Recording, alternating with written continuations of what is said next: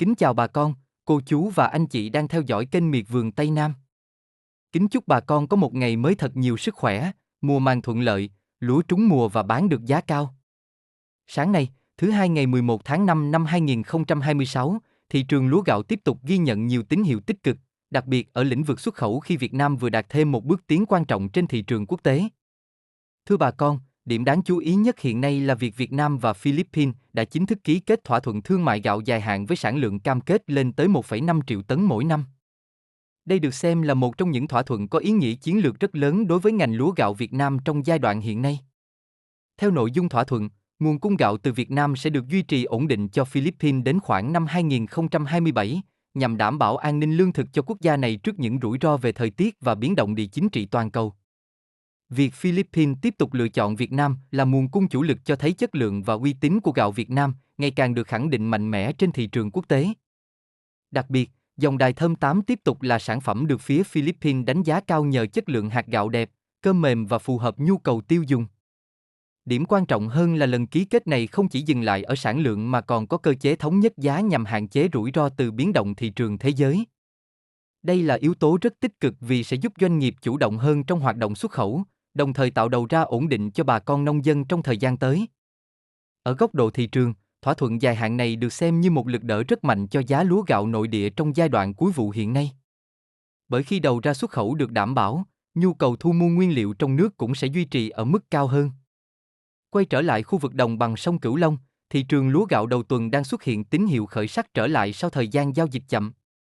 Giá lúa nhiều nơi đã tăng nhẹ vào đầu tuần, sau đó duy trì ổn định và tiếp tục nhích lên ở cuối tuần nhờ lực mua từ các doanh nghiệp xuất khẩu.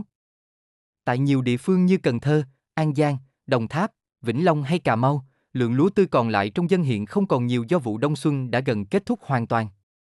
Nguồn cung giảm đang trở thành yếu tố hỗ trợ rất quan trọng cho mặt bằng giá hiện nay.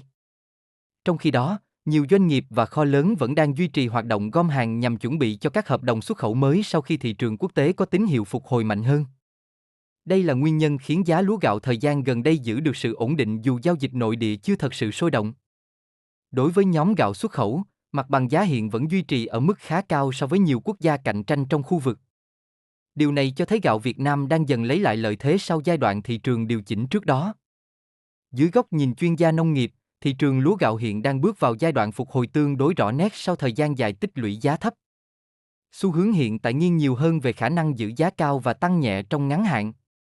Động lực chính của thị trường lúc này đến từ xuất khẩu, đặc biệt là nhu cầu nhập khẩu ổn định từ Philippines và nhiều quốc gia châu Á khác. Ngoài ra, nguồn cung cuối vụ tại miền Tây đang giảm nhanh cũng góp phần tạo lực đỡ tự nhiên cho giá lúa trong nước. Nếu nhu cầu thế giới tiếp tục cải thiện trong thời gian tới, thị trường hoàn toàn có khả năng bước sang một chu kỳ tăng giá rõ ràng hơn khi bước vào vụ hè thu. Tuy nhiên, bà con cũng cần theo dõi sát diễn biến thời tiết, chi phí vận chuyển quốc tế và nguồn cung từ các nước xuất khẩu lớn, bởi đây vẫn là những yếu tố có ảnh hưởng trực tiếp đến mặt bằng giá gạo toàn cầu. Sau đây em xin cập nhật chi tiết giá thu mua lúa gạo trên thị trường thế giới, thị trường xuất khẩu của Việt Nam và thị trường trong nước tại một số khu vực trọng điểm các địa phương, để bà con mình tham khảo, đưa ra quyết định giá bán cho ruộng lúa gạo của nhà mình nhé. Tin quốc tế và thương mại Việt Nam-Philippines. Philippines và Việt Nam ký thỏa thuận thương mại gạo dài hạn. Cam kết cung ứng 1,5 triệu tấn gạo mỗi năm đến khoảng năm 2027. Mục tiêu ổn định an ninh lương thực và giá gạo Philippines. Gạo chủ lực là đài thơm 8. Giá thỏa thuận tham chiếu. Gạo chất lượng cao khoảng $450 một tấn. Gạo khác khoảng $390 một tấn. Ý nghĩa của thỏa thuận này là giúp củng cố vị thế gạo Việt Nam tại Philippines. Ổn định đầu ra dài hạn cho nông dân. Giảm rủi ro biến động giá quốc tế. Thị trường xuất khẩu Việt Nam. Giá gạo xuất khẩu theo VFA. Jasmine 513 đến $517 một tấn.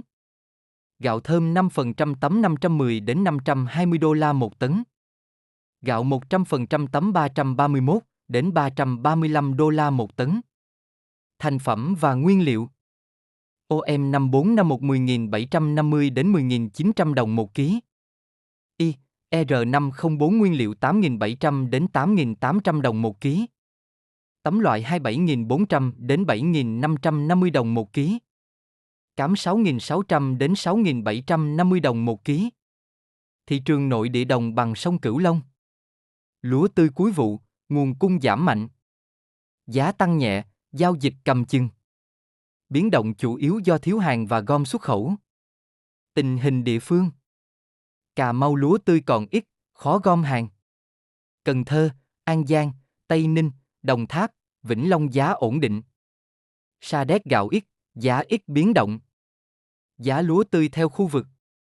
An Giang, Kiên Giang, Tiền Giang.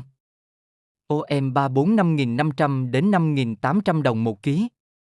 OM 54 516.000 đến 6.300 đồng một ký. Y, R504 5.700 đến 6.000 đồng một ký. OM 18 6.600 đến 6.900 đồng một ký. ML202 6.100 đến 6.400 đồng một ký. Đài thơm 8 6.600 đến 6.900 đồng một ký. OM 38 05.600 đến 5.900 đồng một ký. Jasmine 6.600 đến 6.900 đồng một ký. RVT 6.600 đến 6.900 đồng một ký. DS1 7.300 đến 7.600 đồng một ký. Nếp 4625 7.200 đến 7.500 đồng một ký. Lúa Nhật 7.400 đến 7.700 đồng một ký. ST24, ST25 6.600 đến 6.900 đồng một ký. Đồng Tháp, Bạc Liêu, Cà Mau, Bến Tre. OM 18 6.600 đến 6.900 đồng một ký. DS1 7.300 đến 7.600 đồng một ký. ST24, ST25 6.600 đến 6.900 đồng một ký. Các loại khác ổn định, không biến động mạnh. Cần Thơ, Sóc Trăng, Hậu Giang. OM 38 05.600 đến 5.900 đồng một ký. OM 54 516.000 đến 6.300 đồng một ký. Y, R504 5.700 đến 6.000 đồng một ký. OM 18 6.600 đến 6.900 đồng một ký. ST24, ST25 6.600 đến 6.900 đồng một ký. RVT 6.600 đến 6.900 đồng một ký. Trà Vinh, Vĩnh Long, Long An, Tây Ninh. RVT 6.600 đến 6.900 đồng một ký. DS1 7.300 đến 7.600 đồng một ký. ST24, ST25 6.600 đến 6.900 đồng một ký. Lúa Nhật 7.400 đến 7.700 đồng một ký. Giá gạo bán lẻ. Nàng nhen 28.000 đồng một ký. Gạo thường 14.000 đến 15.000 đồng một ký. Gạo thơm 17.000 đến 22.000 đồng một ký. Jasmine 17.000 đến 18.000 đồng một ký. Nàng hoa 21.000 đồng một ký. Gạo Thái 20.000 đến 22.000 đồng một ký. Hương Lài 22.000 đồng một ký. Gạo Nhật 22.000 đồng một ký. Sau giai đoạn kéo dài với trạng thái giao dịch trầm lắng và mặt bằng giá đi ngang, thị trường lúa gạo hiện đã bắt đầu xuất hiện tín hiệu phục hồi rõ nét hơn. Động lực tăng trưởng chủ yếu đang đến từ hoạt động xuất khẩu khi nhu cầu nhập khẩu gạo của nhiều quốc gia châu Á có xu hướng cải thiện trở lại, đặc biệt là các thị trường truyền thống của Việt Nam. Trong khi đó, nguồn cung lúa cuối vụ tại khu vực đồng bằng sông Cửu Long đang giảm nhanh do diện tích thu hoạch vụ đông xuân đã gần hoàn tất. Đây là yếu tố quan trọng giúp thị trường duy trì nền giá vững và hạn chế áp lực giảm sâu như giai đoạn trước. Hiện nay, mặt bằng giá lúa gạo đang vận động theo xu hướng ổn định ở mức cao, đồng thời xuất hiện hiện tượng tăng cục bộ tại những khu vực khan hàng hoặc có nhu cầu gom nguyên liệu phục vụ xuất khẩu mạnh. Trong ngắn hạn, khả năng cao thị trường sẽ tiếp tục duy trì trạng thái giữ giá tốt và tăng nhẹ theo từng thời điểm, nhất là ở nhóm lúa chất lượng cao và gạo thơm xuất khẩu. Về trung hạn, nếu đà tăng của xuất khẩu tiếp tục được duy trì cùng với nhu cầu quốc tế phục hồi mạnh hơn, thị trường lúa gạo Việt Nam hoàn toàn có khả năng bước vào một chu kỳ tăng giá mới rõ ràng hơn khi bước sang vụ hè thu. Miệt vườn Tây Nam sẽ tiếp tục đồng hành cùng bà con, cập nhật nhanh chóng và chính xác nhất những diễn biến mới của thị trường lúa gạo mỗi ngày. Hy vọng những thông tin vừa rồi sẽ giúp bà con có thêm cơ sở để chủ động lựa chọn thời điểm bán lúa phù hợp, tối ưu lợi nhuận cho vụ mùa của gia đình mình. Kính chúc bà con trúng mùa, được giá, cuộc sống ngày càng khấm khá và sung túc hơn. Xin kính chào và hẹn gặp lại bà con trong bản tin tiếp theo.